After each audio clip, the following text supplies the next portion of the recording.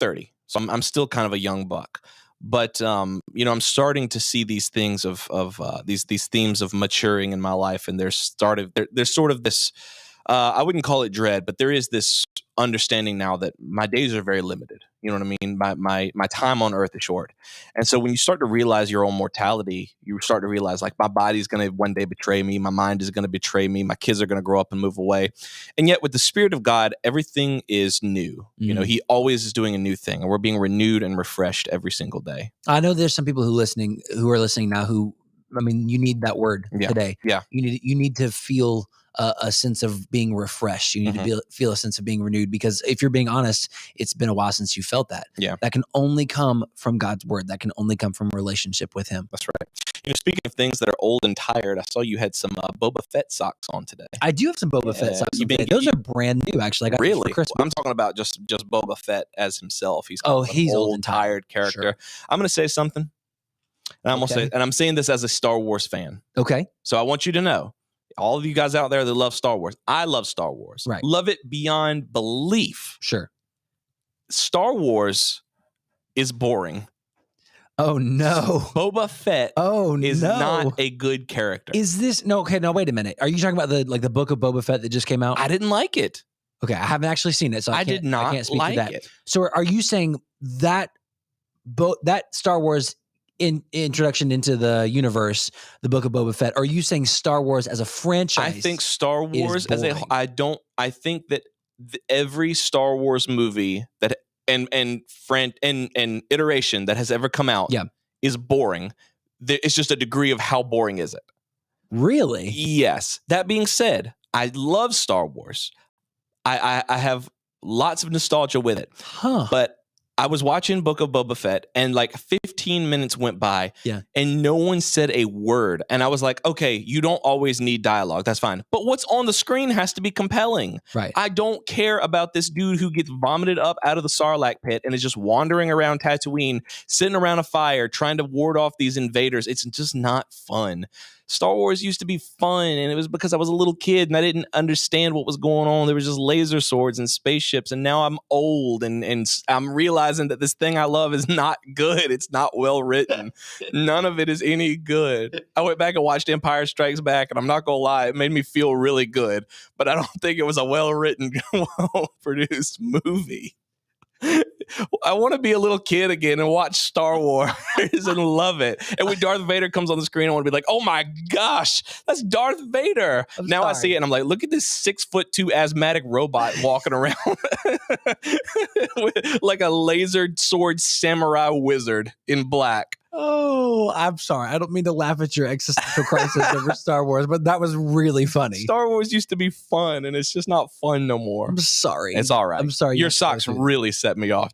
I apologize. If it makes you feel any better, I'm not even really like a Star Wars nut. I like Star Wars. Star Wars is fine, but I'm just like, David got me this for Christmas. It's Obi-Wan Tales of Kenobi. Nice. I do read the novels. I'm not going to lie. They are very boring, but they're very good because they're Star Wars. You put a Star Wars logo on it, I'm going to read it. I'm not going to watch it. But Tales of Kenobi is actually good. It's no longer canon, but I still like to read it because it's Star Wars. There you go. Why don't you guys write in and let us know what your thoughts are on Star Wars. If you love it, if it's more of a nostalgia thing for you, or if, like John, you're just kind of you've been brainwashed into loving it. You as a child were been influenced by pop culture into liking it. Exactly. That's what it is. Let us know. 252-582-5028. We've got an exciting show planned for you guys today. We're going to go get Dr. Shaw, but if you have any questions in the meantime or suggestions for new topics, text us into that number at 252-582-5028 or visit us online at clearviewtodayshow.com. We'll be back after this. Hey everyone, my name's Ellie. And I'm David. And we want to take a minute and let you know how we can actually serve you as you're listening to Clearview Today. The Bible paints an extraordinary picture of who we are as a church body. The mission of Clearview Church is to lead all people into a life-changing, ever-growing relationship with Jesus Christ. A huge part of leading people is praying for them. A big reason that Christians have unanswered prayers in their life is because they're not praying. 1 John 5:15 says, "And if we know that he hears us, whatever we ask, we know that we have the petitions that we have asked of him." If you're listening to the Clearview Today show, we want to know how we can pray for you as well. There's a number of ways that you can get in touch with us at Clearview and share your prayer request, but the best way is by texting us at 582-5028. You can also send us an email at prayer@clearviewbc.org, or you can download the Clearview app on iTunes or Google Play. You know, on that app, there's a dedicated prayer wall that helps us to get to know what's going on in your life, how we can pray for you, and how we can take any necessary steps to get you moving in the right direction. Thanks for listening. Now let's get back to the show.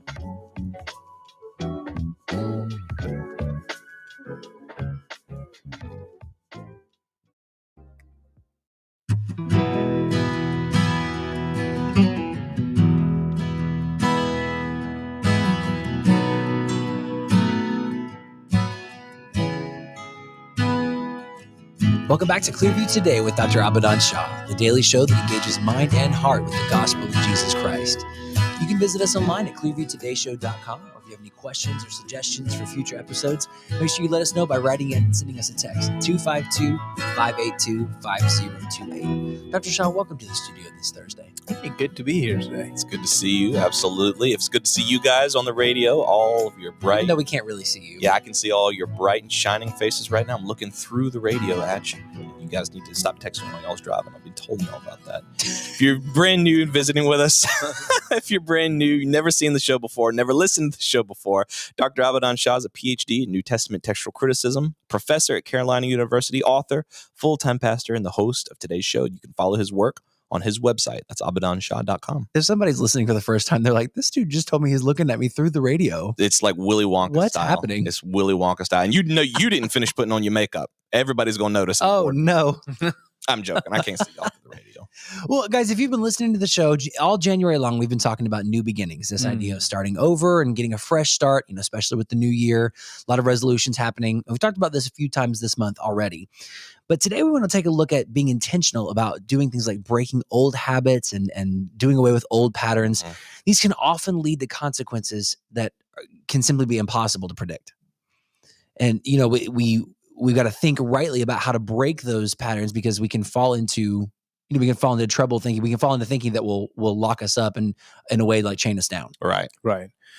In life, we all have choices. We all have, decisions to make, but making wrong decisions comes with the consequences.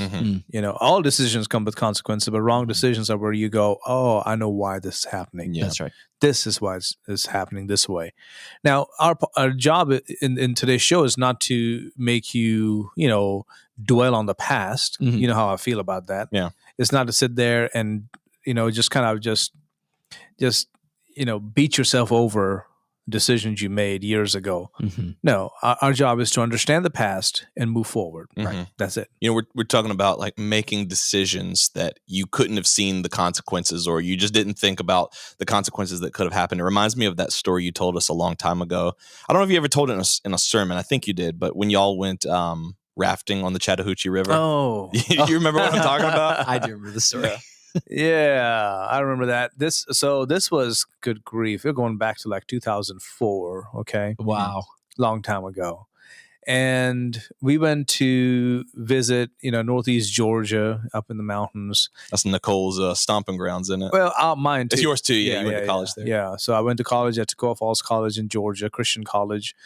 And, after we married, moved away. And then we had 3 kids at the time, Rebecca, Abigail, Nicholas. Thomas hadn't been born yet. So we're talking about pre-2006. Wow. Man. And so we decided to go to a small little town called Helen, Georgia. Helen, Georgia is like a German alpine village.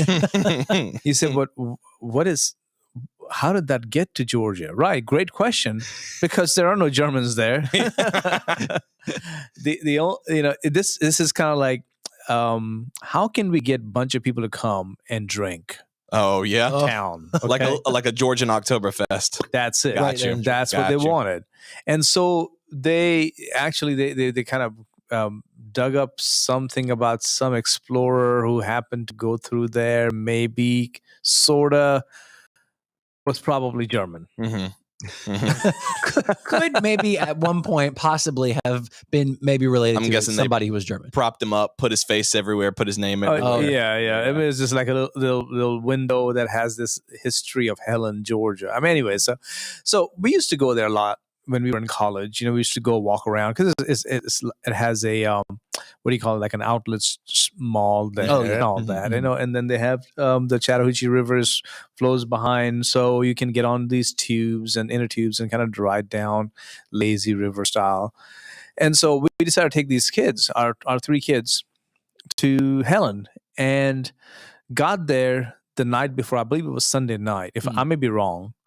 And man, we just walking around. It's like, oh, this looks great. Yeah. You know what? Let's come out here tomorrow morning and let's go ahead and go inner tubing. Kids would love that. It's summertime, so water is nice and cool. It's not hot. It's not, cold. Great. And so we get down there the next day. Only problem is that the night before, or that after we left, went back to the hotel, it rained. And I'm talking about torrential rain. Oh, no. I'm talking about Georgia rain. Downpour. Downpour. No. So we got there and went straight to the place where you get the tubes and get in the water. And something told me, it's like, don't do this. You hit the little cronk angel on you. Yeah, it's like, don't do this. This may not be good because the water is rushing a lot more, and it's deep. All of a sudden, this little river is looking deeper. Like some white water rapids. Yeah, it's deeper. So I was like, yeah. Oh, Shout out to the Aristocats. Solid reference. so I'm like, okay, let's be okay. We'll be fine. Yeah. So Nicole gets Nicholas. I get Abigail. And Rebecca is on her own. So I was like, okay, this works out great. How old is Rebecca at this time? Rebecca is, golly, I can't remember now. I want to say maybe... She was born in 95. It was 2004. So she's 9. 9. 8 or 9 years age. 9, yeah. So I felt like, she can handle it. No. This went from lazy river to raging whitewater rafting. Oh, no. Very quickly. So I'm like hanging on to Rebecca's inner tube, okay? And we're like going down this thing. And then...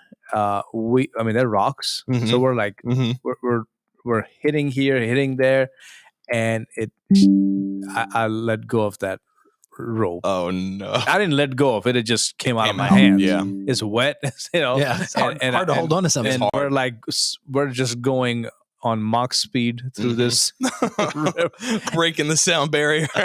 And so I see her, and as we're going down this thing, there are some other idiots on the river with us. But I'm like, oh, this was a mistake. This is a huge mistake. And I was like, what do we do now? Maybe we should just get out. But we can't because now we're separated. Yeah. And we're going under the bridge. There's several bridges. And it's like people stand there and watch. I'm looking up and people are looking with horror in their eyes. Like, why would y'all have done this? This family has really, there's some bad's about to happen. Yeah. Oh no. And then all of a sudden Nicole's inner tube flipped. Oh no. Yeah. And so she has Thomas in her hands. Oh no. And the water is about, waist deep. So we do have life jackets on, but still, it's not a fun thing anymore. Yeah. And right about this time, I see Rebecca getting further and further away from us. Oh no. So yeah, easy to get out, right? Because I pulled over to the side, but now Rebecca is not. Yeah. She's on her own. She's in the middle of the stream and is moving faster and faster away. So I'm like literally. Is she scared? Is she like crying? No. She's just sitting in the middle, just on her knees, up and down. Just sitting on her knees. Yeah, and just holding onto the ropes and just kind of going along. And by the way, this was her birthday. Oh, this is July the 3rd. Oh man, 2004. and I'm like, wow, this is a great day to see our daughter. Yeah. Head on into the other life. It was very scary. Oh, thank God we got to the end, and she was over there standing, just waiting on us. Wow. The whole point is this: when we got into the water, I didn't realize what would happen because it was not a fun time. Right. It was not fun at all. Right. Gosh, it's just that way. That's just part of life, I guess. It's just we make these decisions in life and then we end up on the other side and being like, how could I have ever seen the consequences of this Yeah. coming? But also, let me remind the listeners, the viewers, it's not just decisions you make. Mm-hmm. Sometimes there are storms that come that you didn't plan. I would not in a million years throw my daughter into a whitewater, a river. Right. I wouldn't do that because no, she doesn't know that. I can't help her there. I mean, this is not acceptable. But the rain night before, who could have predicted that? Yeah. Right. Yeah. So no, this is before having the weather app on your phone and all that stuff. This is 2004. So maybe they had it on some phones. I didn't have it. Yeah. I had no idea that this would happen. Yeah. So please don't beat yourself up overthinking you made this wrong decision and that wrong decision, and hence your family is in a disarray or whatever. We're all going through something like that.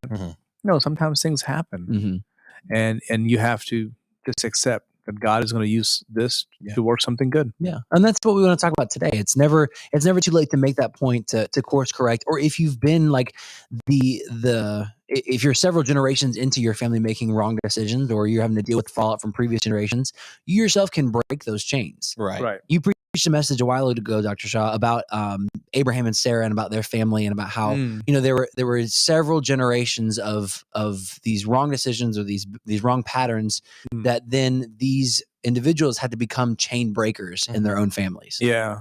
And I think about Abraham, or Abram in Genesis 12. His name hasn't changed yet. God comes to him and says, get out of your country, from your family, from your father's house to a land that I will show you. I'll make you a great nation. I will bless you and make your name great. You shall be a blessing. I will bless those who bless you, and I will curse him who curses you.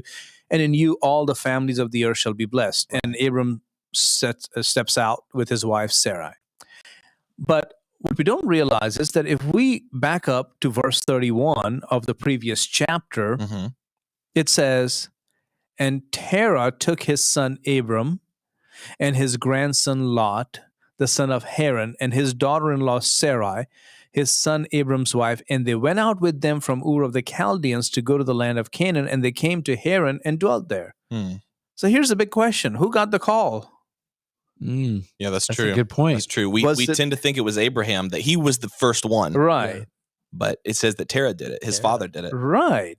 So Terah is the one who took his son and his wife and all that, and they stepped out. So when you study these genealogies carefully, what you find is that Terah is located at the end of the first age and the beginning of the second. The first age begins with Adam and Eve and goes all the way through Noah and his three sons, Shem, Ham, Japheth. And the second age begins with Terah in verse 27, where it says, this is the genealogy of Terah. Terah begot Abram, Nahor, and Haran. So Terah is sort of like the transitional figure between the first and the second age. And I believe it was Terah, not Abraham, who left Ur of the Chaldeans. Yeah, because that's true. You just said that this is the genealogy of Abram. This is the genealogy of Terah. Right. He's that transition. That's right. That's right. Wow. And so he left Ur. And now imagine for a moment what a difficult decision that must have been. Archaeological evidence shows that Ur was the place to be. It was right there by the Persian Gulf. It was a center for moon worship. There is evidence to this day of a ziggurat. Ziggurat is like these pyramids, stepped pyramids, dedicated to the god Nana or Sin. And he was the god of the cow herders, the cattle breeders, the orchard men, also the god of fertility. And so this was the place to do business. And in those days, you don't leave a place like that and say, let me just wander. Yeah. No, this is where you want to be. This is where you want to raise your family. You'll have all the things in life. You have community. And he steps out. So Terah is the one, I believe, who left all behind to follow God and headed towards Canaan. Yeah. But unfortunately, he moved out, but he did not go all the way to Canaan. He stops in Haran. It says here in verse 28, and Haran died before his father Terah in his native land in Ur of the Chaldeans.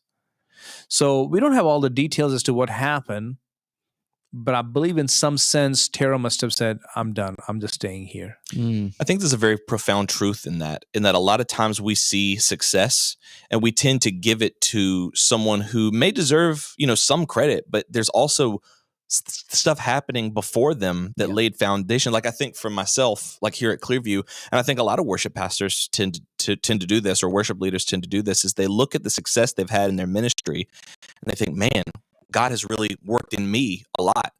I tend to see it more as, look at all the struggles I didn't have to face because Dr. Shaw has been doing this for 20 years before me, laying a foundation, solving problems that I don't have to solve.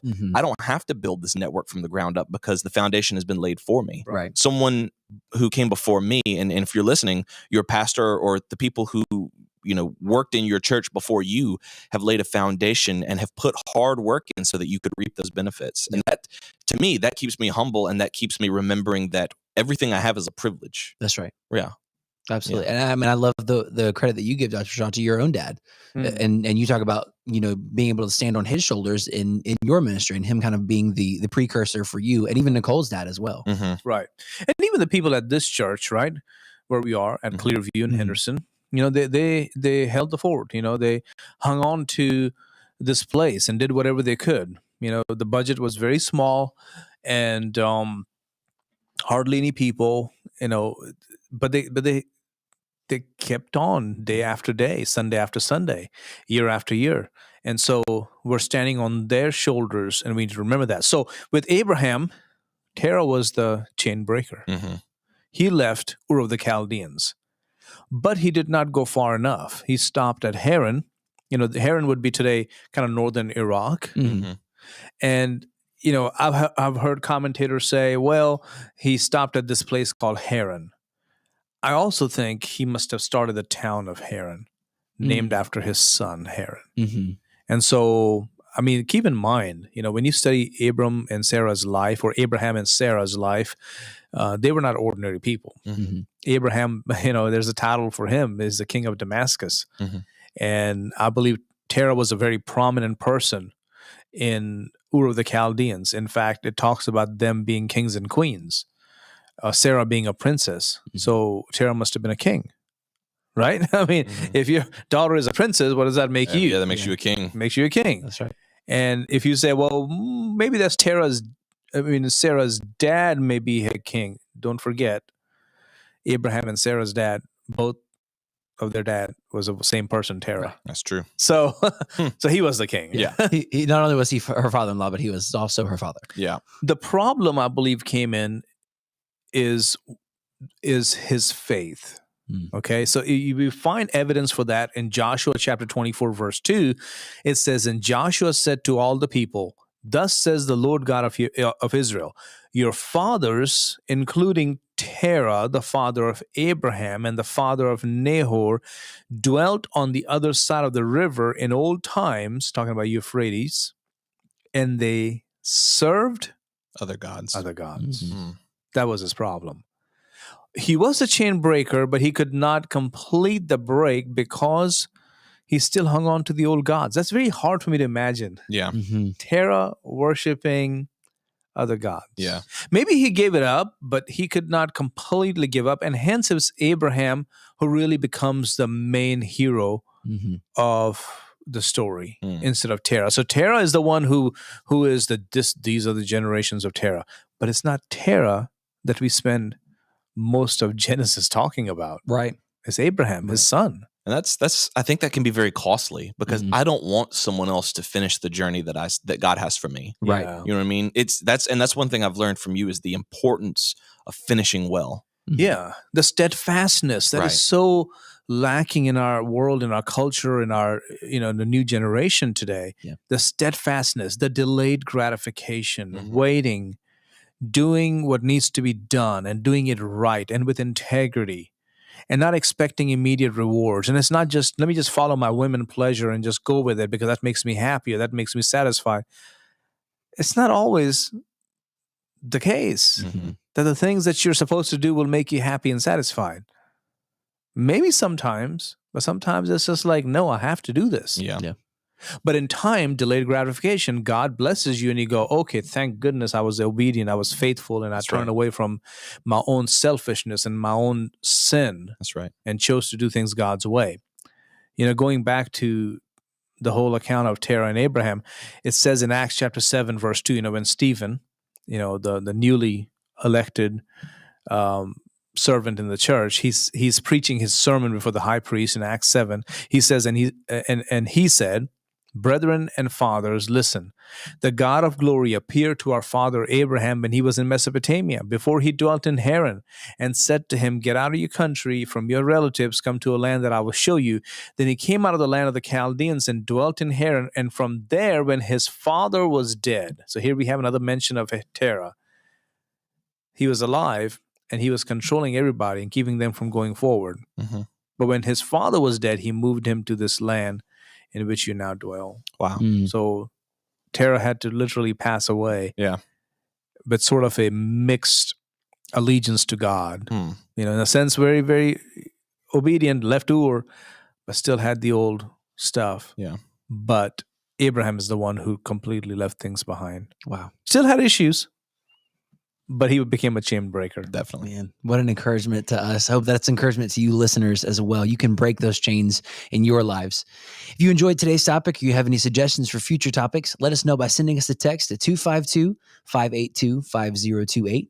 You can visit us online at clearviewtodayshow.com and you can support us financially on that same show. We're so grateful for our partners, grateful to have you on our team as we seek to impact the nations. So, Dr. Shaw, there's a closing question for you today from Jordan P.